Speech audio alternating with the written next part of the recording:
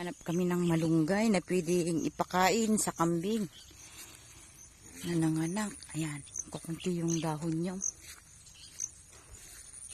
Umakyat si Kuya Pianong eh. Ayan siya.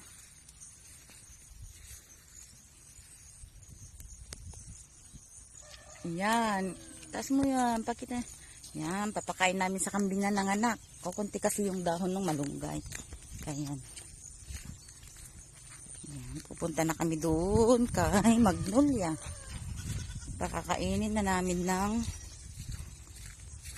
dahon ng malunggay para yung gatas ng daddy ay maraming madidede yung mga anak niya. Siya. Tayo dun.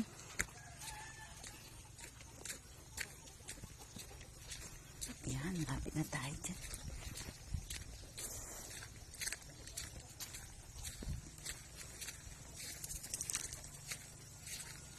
Yan, kainin mo yan Magnolia ha.